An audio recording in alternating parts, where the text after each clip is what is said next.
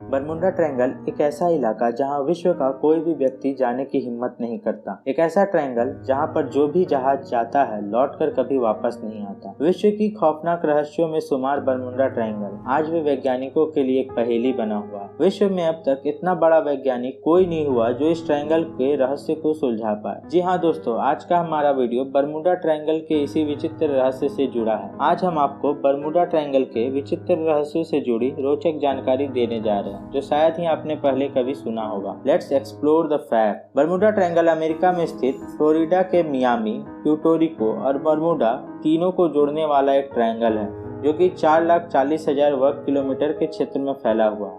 आप इसे ऐसे भी समझ सकते हैं, हमारे देश में राजस्थान, महाराष्ट्र और मध्य प्रदेश को जोड़कर जितना बड़ा क्षेत्रफल बनता है, यह उतने बड़े क्षेत्रफल में बरमुडा ट्रायंगल फैला हुआ है।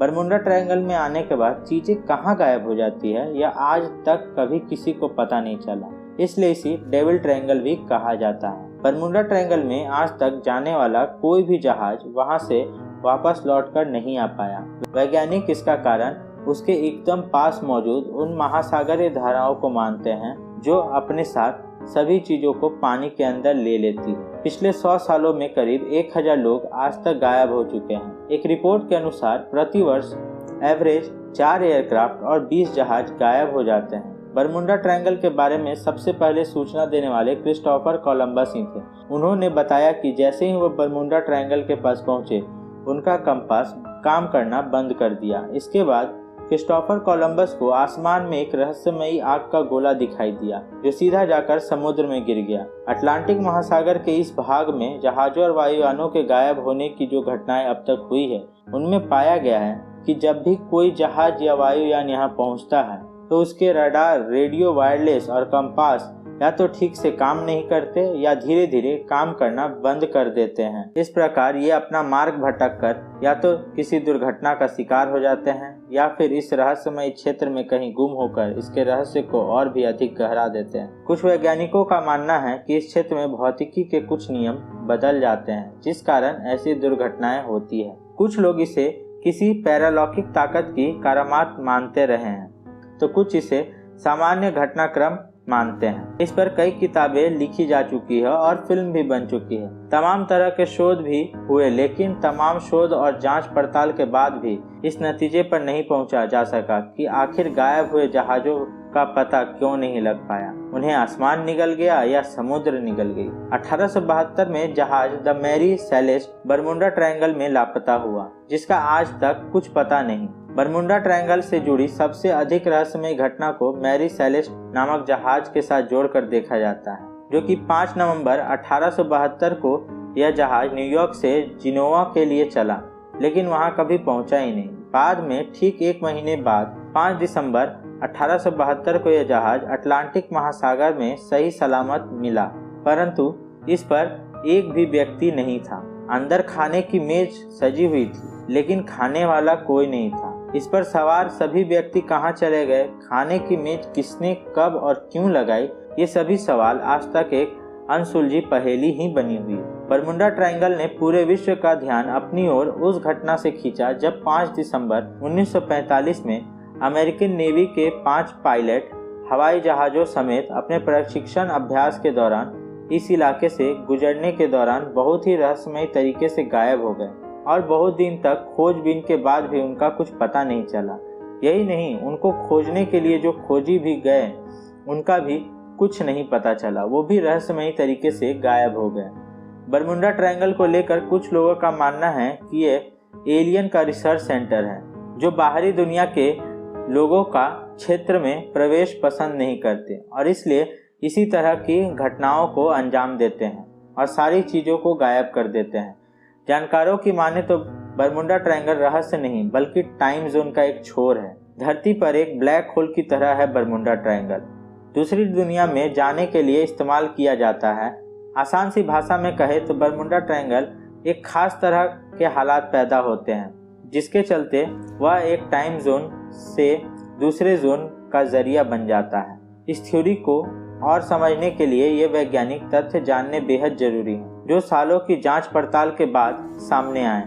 एक साल में 25 बार ऐसा होता है जब बरमुडा ट्रायंगल का आकार सिकुड़कर सिर्फ 2.5 वर्ग किलोमीटर तक हो जाता है, यानी 15,000 वर्ग मील से घटकर सीधे 2.5 मील, और ये सिर्फ 28 मिनट तक के लिए खास तरह के हालात बने रहते हैं। इस वक्त जो भी विमान या जहाज बरमुंडा ट्रायंगल के पास से गुजरता है भयंकर शक्तिशाली इलेक्ट्रोमैग्नेटिक तरंगों से अपनी ओर खींच लेती है। इस रहस्य से जुड़े शोध के दौरान ये पाया गया कि उस क्षेत्र के पास एक विशेष प्रकार का कोहरा छाया रहता है, जिससे वहां जाने वाले यात्री को दिशा की पहचान नहीं होती और जहाज भटक जाते हैं और डूब जाते हैं। और ऐसा दावा किया जाता है कि इस क्षेत्र में मीथेन गैस का भंडार है।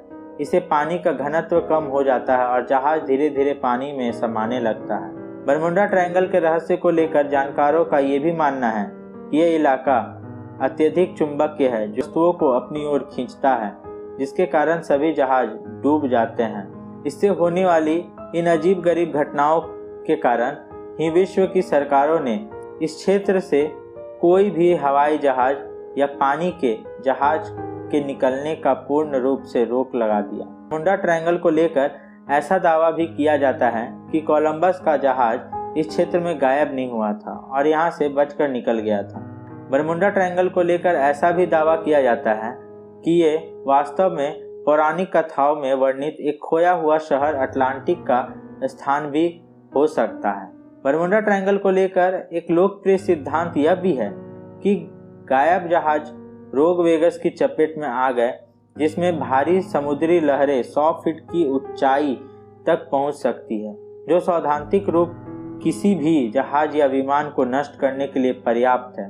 बरमुंडा ट्रायंगल के रहस्य को लेकर अमेरिकी सरकार एजेंसी सीधे खराब मौसम और औसत नेविगेशन को जहाज के डूबने की दोषी ठहराती है। इन बादलों को हेक्सागोन क्लाउड नाम दिया गया है, जो हवा में एक बम विस्फोट की मौजूदगी के बराबर ही शक्ति रखते हैं और इनके साथ 170 मील प्रति घंटा की रफ्तार वाली हवाएं होती हैं। ये बादल और हवाएं मिलकर अब पानी और हवा में मौजूद जहाज़ों से टकराते हैं और कभी नहीं मिलते। 5 लाख वर्ग किलोमीटर में फैला ये इलाका पिछले कई सालों से बदनाम रहा। वैज्ञानिकों के मुताबिक बेहद तेज रफ्तार से बहती हवाएं ऐसे बादलों को जन्म देती है।